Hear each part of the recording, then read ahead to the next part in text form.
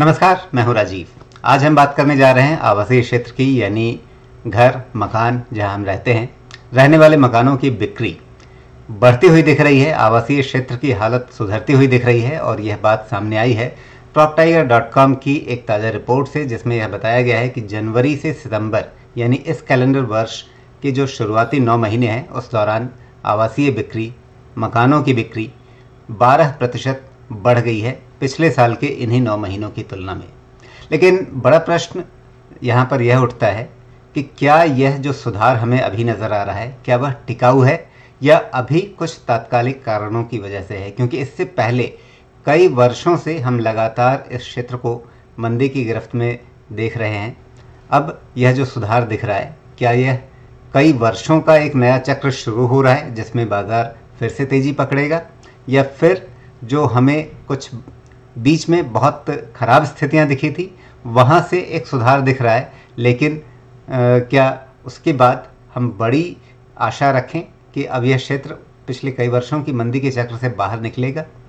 तो इस बारे में बात करने के लिए proptiger.com के बिजनेस हेड राजन सूद हमारे साथ जुड़ने जा रहे हैं और हम उनसे समझेंगे कि आखिर उनका नज़रिया क्या है, क्या यह क्षेत्र एक बड़े बदलाव के लिए खुद को तैयार कर रहा है। यहाँ पर हमारे साथ जुड़ गए हैं राजन जी। नमस्कार। नमस्कार नमस्कार राजीव जी। कैसे समझा जाए, आपकी रिपोर्ट क्या बता रही है?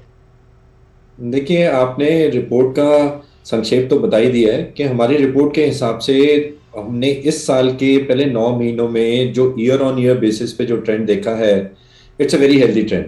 वो 12% से सेल्स ऊपर दिखा रहा है ऑन ऑन ईयर बेसिस। अब आपके दूसरे क्वेश्चन पे अगर आए कि ये टेम्पररी दिख रहा है या ये लॉन्ग टर्म के लिए सस्टेन करने वाले ट्रेंड दिख रहा है, देखिए, पहले मैं आपको ये बता देता हूँ कि हमारे को तो ये लॉन्ग टर्म ट्रेंड अभी नजर आ रहा है।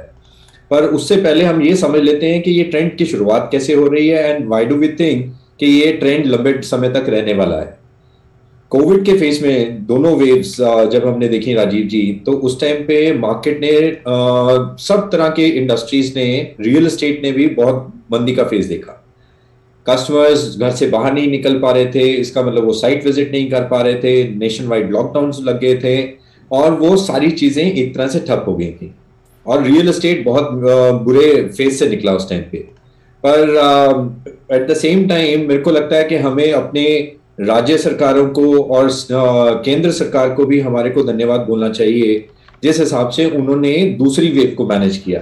क्योंकि पहली वेव में जितना बुरा असर इंडस्ट्री पे पूरी पे पड़ा था, सेकेंड वेव में हमने वो वाला असर नहीं देखा इतना, क्योंकि पार्शियल लॉकडाउन लगे थे। तो जो नॉर्मल जो एक्टिविटी कंस्ट्रक्शन की रहती है वो आसपास नॉर्मल के आसपास चलती रही।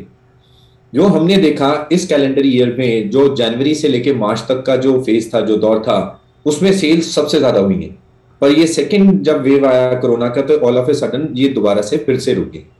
पर जैसे कि मैंने मेंशन किया कि दूसरी वेव में क्योंकि हमने काफी रादर सारी राज्य सरकारों ने टोटल लॉकडाउन करने की जगह पे पार्शियल लॉकडाउन किया, उसके दौरान चलते हुए जैसे ही ये वेव खत्म हुई है तो हमने दोबारा से मोमेंटम देखा है मार्केट में। तो सारी जितने भी होम बायर्स हैं जो कि अपने उम्मीदों के साथ बैठे थे कि हमने घर खरीदना है, इन दोनों वेव्स के बाद they came out with a lot of positivity और वो दिख रहा है पूरे नंबर्स में। तो जो क्वार्टर हमारा निकला है, इस क्वार्टर की भी अगर हम सेल्स की बात करेंगे, ये क्वार्टर ऑन क्वार्टर बेसिस पे ये सेल्स बहुत अच्छी हुई हैं।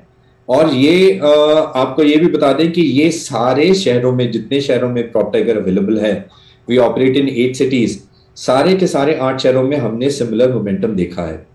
जैसे कि अगर मैं आपको बताऊं, अहमदाबाद में देखेंगे तो हमने देखा है कि इस क्वार्टर में 5,500 यूनिट्स की बिक्री हुई है, 1280 यूनिट के मुकाबले जो कि पिछले क्वार्टर में हुई थी।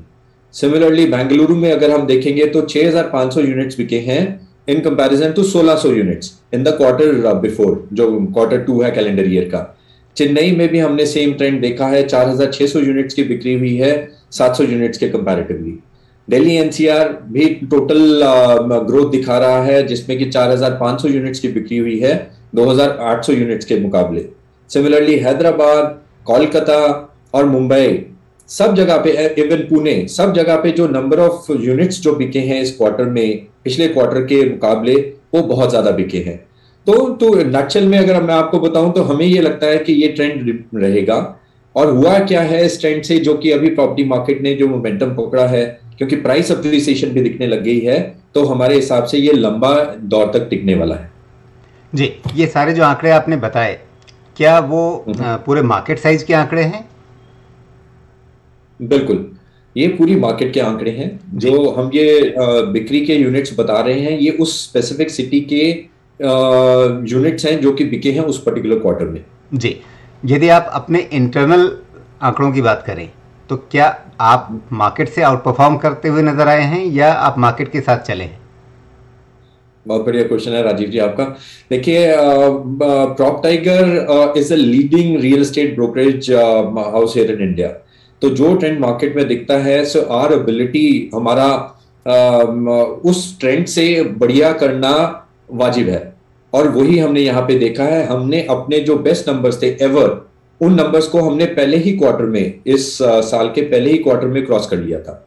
और हम ये उम्मीद कर रहे हैं, क्योंकि अभी फेस्टिवल्स जैसे होके निकले हैं और दिसंबर तक के जो टाइम रहता है वो इन एनी केस फेवरेबल रहता है होम सेल्स के लिए। हमें लगता है कि हम अपना जो प्रीवियस हाई हमने जो बनाया है इसी साल में, उसको भी ब्रेक कर देंगे। जी, अब आपने कहा कि ये जो ट्रेंड अभी नज़र आया है, ये ट्रेंड टिकाऊ लगता है, अगले कई साल तक चलता हुआ दिखता है। यदि आप बुलेट पॉइंट्स में समझाना चाहें कि भाई ये 4 चीज़ें या 5 चीज़ें ऐसी हैं जिनकी वजह से हमें लगता है कि नहीं, ये चीज़ें जो सुधार हमें दिख रहा है वो अगले कई सालों के लिए है।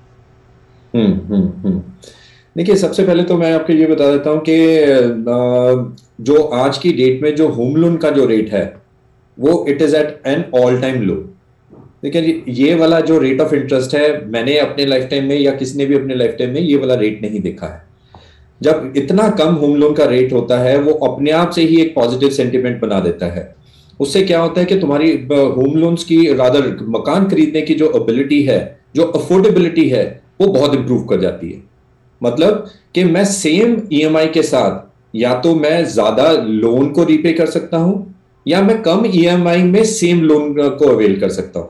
तो उसका मतलब ये है कि मेरे को जो इंसेंटिव है होम लोन लेने का, इट इज वेरी हाई। अगर समझ लीजिए, पिछले 3 साल की बात करूं, see the income levels they have significantly improved. पर प्रॉपर्टी के प्राइसेस की अगर आप बात करोगे तो प्रॉपर्टी के प्राइसेस इतने बड़े नहीं है। तो सेम प्रॉपर्टी जो कि मेरे पहुंच से बाहर थी, with this kind of rate of interest, वो मेरी पहुंच में आ गई है और मेरी इनकम लेवल वैसे ही बढ़ चुका है। So that is the primary reason number 1। दूसरा जो चीज है कि बिल्डर्स ने, जितने डेवलपर्स हैं सारे शहरों में, उन्होंने इस ट्रेंड को बहुत सपोर्ट किया है। देखिए, बिल्डर्स, क्योंकि पूरी industry was going through a bad phase, builders were also sitting on a lot of inventory. कितना सारा उनके पास माल इकट्ठा हो गया था जिसको कि वो बेच नहीं पा रहे थे। तो उन्होंने जैसे ही मार्केट में आप ट्रेंड देखा, तो उन्होंने काफी सारे डिस्काउंट्स निकाले, बहुत सारी स्कीम्स निकाली, जिसने कि बहुत सारे बायर्स को अट्रैक्ट किया।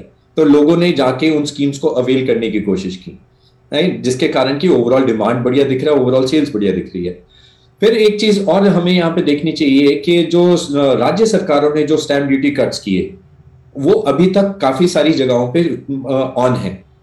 जैसे कि अगर हम वेस्ट बंगाल की बात करेंगे, जनवरी तक उन्होंने स्टैंप ड्यूटी का कट ऑन रखा हुआ है।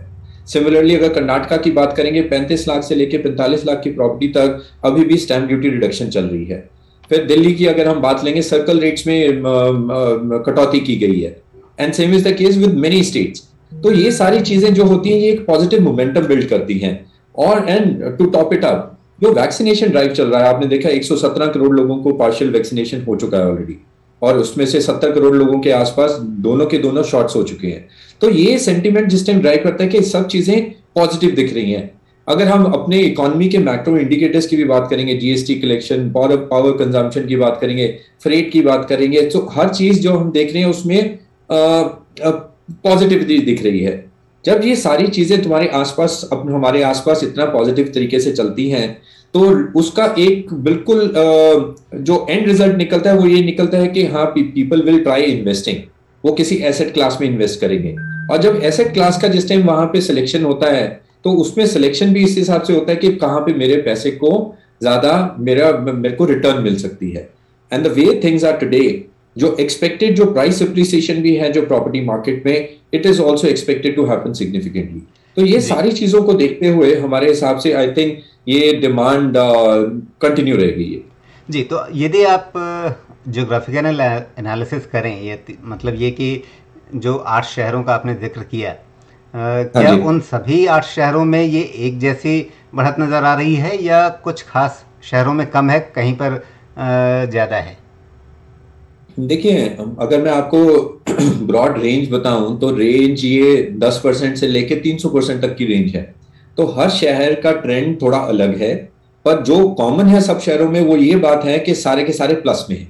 तो कोई भी शहर ऐसा नहीं है, कोई भी सिटी ऐसी नहीं है जो कि पिछले साल के कंपैरेटिवली इस साल कम बिक्री दिखा रही है, वो नहीं है। पर अगर हम अहमदाबाद की बात करेंगे तो अहमदाबाद में जो सेल्स ग्रो की हैं वो 300% से ग्रो की हैं। सिमिलरली अगर चेन्नई की बात करेंगे वहां पे 500% के आसपास का ग्रोथ दिखाता है। तो शहर से शहर ये आपस में वेरिएशन है, बट पॉजिटिविटी सब जगह पे है। जी, लेकिन ये तुलना जो है वो पिछले साल के 9 महीनों से है, और पिछले साल हमें पता है कि लॉकडाउन का असर बहुत ज़्यादा था, खास करके अप्रैल मई जून तो बहुत ज़्यादा था। उसके बाद हम्म। भी सेंटिमेंट बहुत ख़राब था। तो पिछले साल हम्म। के मुकाबले इस साल की तुलना करें तो ठीक है, हमें पॉजिटिव ग्रोथ लगभग हर जगह दिखी जाएगी।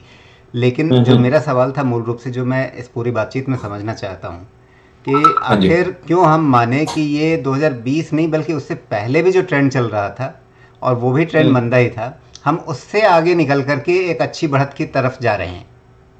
हम्म। हाँ, देखिए आपका सवाल बिल्कुल ठीक है। देखिए इसमें हम जब ये ट्रेंड देख रहे हैं, तीन तरह से देखते हैं इस ट्रेंड को। एक ट्रेंड हम ये देख रहे हैं कि हमने इसी फेज में पिछले साल कितना किया था, तो वो पॉजिटिव है। दूसरा ट्रेंड हम देख रहे हैं कि हमने पिछले क्वार्टर के कंपैरेटिवली इस क्वार्टर में कितना किया था, वो भी पॉजिटिव है। और अगर हम पिछले साल से जिस टाइम कंपेयर करते हैं, हमारे हिसाब से सिचुएशन ऑलमोस्ट सिमिलर था। जो Q1 पिछले साल का था, rather Q2 of calendar year, April May June, वहां पे भी टोटली इंपैक्टेड था, इस साल भी टोटली इंपैक्टेड है। तो अगर कंपैरिजन में देखेंगे तो बहुत ज्यादा डिफरेंस नहीं है कंपैरिजन में, इंपैक्ट सिमिलर था। अब बात करें प्री कोरोना की, प्री कोविड फेज, वहां के जो नंबर्स थे अभी भी हम उन नंबर्स को टच नहीं कर पाए हैं। जी, 2019 के जो लेकिन आंकड़े हैं उनसे कम है अभी भी करेक्ट, 2021 में। करेक्ट, करेक्ट, करेक्ट, बिल्कुल सही। तो उन नंबर्स को हम ये देख रहे हैं, मेरे ख्याल में इस क्वार्टर में या इस क्वार्टर से अगले क्वार्टर में वो नंबर्स हमें क्रॉस कर जाना चाहिए, जिस हिसाब से मोमेंटम दिख रहा है। पर अभी हम वहां उस लेवल पे नहीं पहुंचे, and this is little premature to even kind of announce कि वो नंबर्स को हम पक्के तौर से क्रॉस कर जाएंगे। जी, तो कुल मिला करके अभी ये जो त्योहारी मौसम बीता है हम्म। उसके बाद, क्योंकि एक तो दो चीज़ें काम कर रही थी। एक तो त्योहारों में लोगों का मन होता है कि हम बड़ी खरीदारी इस तरह से करें मकान की, और दूसरे हम्म। कि एक पेंटअप डिमांड जिसका आपने अपनी रिपोर्ट में जिक्र किया है कि भाई बहुत समय हम्म। से सोच रहे थे खरीदें ना खरीदें, अब जाकर के हिम्मत जुटाई, खरीदने का फैसला कर लिया। हम्म। ये दो हम्म। चीज़ें अभी आपकी थोड़ी निकली। अब हम्म। फेस्टिव सीजन खत्म होने के बाद आपको क्या तस्वीर दिख रही है? क्या वो मोमेंटम बना हुआ है? हम्म। बिल्कुल जी, वो मोमेंटम बिल्कुल बरकरार है। देखिए डिमांड जो है वो बहुत स्ट्रांग है, ठीक है, और ये डिमांड हमें लगता है कि ये आने वाले क्वार्टर्स में भी ये सस्टेन करेगी। ऐसा नहीं है कि अचानक से ये डिमांड खत्म हो जाएगी। हालांकि पेंटअप डिमांड की हमने अपनी रिपोर्ट में भी जिक्र किया, और मैं आपको ये भी बता रहा हूँ कि कोविड के बाद जितने होम बायर्स थे, so they understood the importance of a home. तो सबको समझ में आ गया कि घर कितना जरूरी है, उनका अपना घर कितना जरूरी है, या अगर मेरे पास अपना घर था तो मेरे को इससे ज्यादा बड़ा घर कितना जरूरी है, ये सब लोगों को समझ में आ गया। पर जो ट्रेंड हमारे को दिखा रहा है, हालांकि देखिए अभी भी हम बात कर रहे हैं, हो सकता है थर्ड वेव आ जाए, हो सकता है हमने वायरस टोटली कंटेन किया है कि नहीं किया है, लेकिन जो रिवाइवल है जो रियल एस्टेट में वो बहुत विजिबल है, वो बिल्कुल क्लियर दिख रहा है। सी, जब आप इंडस्ट्री रिपोर्ट्स पढ़ते हैं तो उसमें भी बहुत, जितने जो इंडस्ट्री के दिग्गज लोग हैं, एवरीबडी इज अनाउंसिंग कि जो रियल एस्टेट, जो इंडियन हाउसिंग साइकिल का जो रिवर्सल ट्रेंड है वो ऑलरेडी शुरू हो चुका है। And all indications, be demand या supply, supply in terms of जितने लॉन्चेस नए आते हैं, जितने डेवलपर्स नए नए प्रोजेक्ट्स को लॉन्च कर रहे हैं, and even the pricing trend, so everything is favourable today. तो ये सारे को अगर कुल मिला के अगर हम देखेंगे तो ये सिर्फ फेस्टिव सीजन का या पेंटअप डिमांड का नतीजा नहीं है, ये एक ओवरऑल ट्रेंड है जहां पे कि real estate as an asset class it is making a comeback. जी बिल्कुल। तो अब यहाँ से क्या कीमतों में भी आपको बढ़ोतरी दिख रही है या कीमतें अभी स्थिर रहेंगी? क्योंकि आपकी रिपोर्ट जिक्र कर रही है कि कच्चे माल का दबाव जो है, कीमतों का दबाव जो है वो कहीं ना कहीं सामने आ रहा है, उसके चलते कुछ हम्म डेवलपर्स ने अपनी कीमतें बढ़ाई भी हैं, और आपने जिक्र किया हम्म ब्रांडेड डेवलपर्स ने ज़्यादा करके अपनी कीमतें थोड़ी बढ़ाई हैं। तो ये मतलब हम्म अंतर क्या है? क्योंकि रियल एस्टेट में तो हर कोई कहता है कि हम तो बहुत अच्छे बड़े ब्रांड हैं, जब आप कहते हैं ब्रांडेड डेवलपर्स तो आपका इशारा किन की तरफ है? हम्म। देखिए, ब्रांडेड डेवलपर जब हम बोलते हैं तो हम कॉर्पोरेट डेवलपर्स की बात करते हैं, जिनका प्रेजेंस एक सिटी में ना होके काफी सारे शहरों में इकट्ठा रहता है। जैसे गोदरेज एक ऐसा नाम है, ठीक है। अगर हम बात करें, शाहपुर जी एक ऐसा नाम है। Then there are quite a few names जो कि लोकली काफी बड़े नाम है। जैसे साउथ में देखेंगे तो ब्रिगेड बहुत बड़ा नाम है। इन सब डेवलपर्स की जो एबिलिटी है प्राइस को चेंज करने की और डिमांड को फिर भी बरकरार रखने की, वो बहुत हाई रहती है, ठीक है। जब हम पूरी मार्केट की देखिए, हम अगर हम बात करते हैं, देखिए प्राइस तो हमने अपनी रिपोर्ट में भी बताया है कि ईयर ऑन ईयर बेसिस पे तकरीबन 5% के आसपास ऑलरेडी बढ़ चुका है। फिर हम कच्चे माल की अगर बात करते हैं, रॉ मटेरियल जो कि कंस्ट्रक्शन में लगता है, उसमें सारी चीजों में जितनी कमोडिटीज हैं सबके प्राइसेस में सिग्निफिकेंट इंक्रीज हुआ है।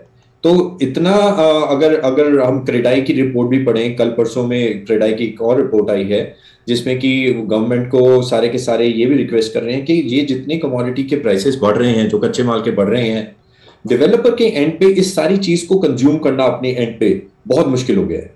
अगर मेरा इनपुट मटेरियल ही 20% से बढ़ जाएगा, उसकी कीमत बढ़ जाएगी, और मैं प्राइस अगर नहीं बढ़ाऊंगा, तो वो सारे का सारा उसका इंपैक्ट मेरी ही बैलेंस शीट पे आने वाला है, मेरे ही प्रॉफिट्स पे आने वाला है। तो काफी हद तक बिल्डर्स ने, डेवलपर्स ने प्राइसेस इंक्रीज नहीं किए, स्पेशली फेस्टिवल सीजन के दौरान। पर अगर ये इन्फ्लेशन इन सारे कमोडिटी प्राइसेस में अगर ये चलता रहा, अगर ये दिखता रहा, तो it may still impact it more. तो हमें ये लगता है कि प्राइसेस अपने आप में 10 से 15% से बढ़ सकते हैं अगर यही वाला ट्रेंड रहा। एंड सेकेंडली, जो डिमांड है, demand also plays a very important role. अगर डिमांड में फ्लेक्सिबिलिटी है, फॉर एग्जाम्पल जैसे अभी हमने बात किया कि कॉर्पोरेट डेवलपर्स ने कुछ अपने प्राइसेस बढ़ा भी दिए, फिर भी जो देखने में आ रहा है उसका इम्पैक्ट डिमांड पे निग्लिजिबल है। तो डिमांड नीचे नहीं गया है, प्राइस का जितना इंक्रीज हुआ था वो सारे के सारा इट हैज बीन कंज्यूम्ड और and taken very well by the customers. So we see the prices moving upwards, और बढ़ सकते हैं प्राइसेस। जी, लेकिन अगर 10-15% और दाम बढ़े तो क्या उस पॉइंट पर भी, उस कीमत पर भी आपको लगता है कि मांग इसी तरह से मजबूत बनी रह पाएगी? देखिए, ये कहना बहुत मुश्किल है इस स्टेज पे। जैसे कि अगर अभी हम बात करेंगे तो हमने अपनी रिपोर्ट में भी बताया कि पैन इंडिया पूरे नेशनल लेवल पे अगर देखेंगे तो हमारा जो प्रॉपर्टी का जो एवरेज प्राइस है वो तकरीबन 6,000 से 6,500 रुपये पर स्क्वायर फीट के आसपास चल रहा है, ठीक है। तो अब अगर हम बात करें कि 5% जो इंक्रीज हुआ है प्राइस, जो अपटिक हुआ है, उसके बावजूद भी डिमांड अगर अपनी बनी हुई है, अगले 10% के बाद बनी रहेगी या नहीं बनी रहेगी, सो इसके बारे में कमेंट करना अभी थोड़ा मुश्किल है। But all I wanted to say, जब मैंने आपको बताया कि अगर कच्चे माल की कीमतों में वैसे ही बढ़ोतरी हो गई है, तो उसको कितने समय तक ये डेवलपर अपने पास होल्ड कर लेंगे, तो अल्टीमेटली वो प्राइसेस में रिफ्लेक्ट करेगा ही करेगा। और अगर वो प्राइसेस में रिफ्लेक्ट करता है, and then there are certain incentives for somebody to buy a house. जैसे कि अभी मैंने बताया कि इस लोगों को इंपॉर्टेंस समझ आ गई है कि मेरे लिए घर कितना जरूरी है, राइट। अगर वो इंपॉर्टेंस बनी रहती है तो 10-15% से मेरे को नहीं लगता कि मार्केट में डिमांड बहुत ज्यादा नीचे जानी चाहिए। जी, आपकी रिपोर्ट में ये भी मैं देख रहा था कि जो नए लॉन्चेज हैं वो भी खास करके पिछले साल की तुलना में काफ़ी बढ़ गए हैं। मतलब वहाँ तो नए लॉन्च में 106% की वृद्धि दिख रही है। जनवरी सितंबर में 68,000 के कुछ ऊपर था, अब ये जनवरी सितंबर 2021 में 1,40,000 के ऊपर है। तो 106 करेक्ट। दोगुने से ज़्यादा है ये। तो जो इस क्षेत्र की एक बड़ी समस्या थी अनसोल्ड इन्वेंट्री की, और बिक्री बढ़ने से यह आशा बन रही थी कि शायद अनसोल्ड इन्वेंट्री अब कम होनी शुरू हो जाएगी। लेकिन वो कैसे होगी? जितने बिक रहे हैं उससे ज़्यादा आप यदि वापस बाज़ार में ले ही आएंगे तो फिर अनसोल्ड इन्वेंट्री का बोझ जो है वो तो टोकरी आपके सिर पे पड़ी ही रहेगी। हाँ, बहुत इंटरेस्टिंग क्वेश्चन है आपका। देखिए, इसमें क्या है कि अनसोल्ड इन्वेंट्री नंबर वन हमारी रिपोर्ट के हिसाब से भी डिक्लाइन तो हुई है, पहले जो अपने पास अनसोल्ड इन्वेंट्री थी तो वो तकरीबन 48 महीने की अनसोल्ड इन्वेंट्री थी, but in Q3 the quarter which has gone by उसमें वो घट के 44 महीने की रह गई है।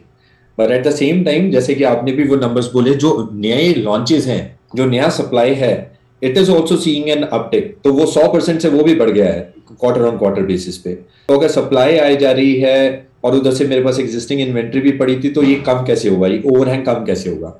पर हमें ये समझना चाहिए कि इसका टोटल कॉम्पोजिशन चेंज हो रहा है। अभी जो डेवलपर्स के पास जो काफी सारी इन्वेंट्री पड़ी थी, वो ready to move in inventory थी, जिसको कि वो बेच नहीं पा रहे थे।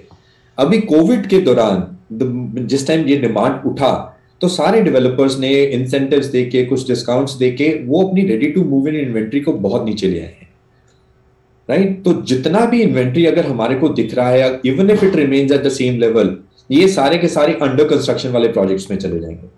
जो डिमांड जो ready to move in inventory का था, जहां पे कि बिल्डर के पैसे टोटल पूरे लगे हुए थे, but he was not able to make money out of it, that inventory has gotten sold. अब वो वाला लेवल जैसे ही कम आया है, पूरे के पूरे नए लॉन्चेस अगले मार्केट में आ गए हैं, which is a very welcome चीज। सो ये बहुत बड़ा फर्क है इन्वेंट्री ओवरहैंग सेम रहते हुए भी, कि कॉम्पोजिशन क्या है उस इन्वेंट्री का। जी, तो यहाँ पर एक प्रेफरेंस, एक प्राथमिकता जो ग्राहकों की हाल में दिख रही थी पिछले कुछ वर्षों से, कि वो चाहते थे बस बना बनाया घर मिल जाए, अब हमें अंडर कंस्ट्रक्शन नहीं चाहिए।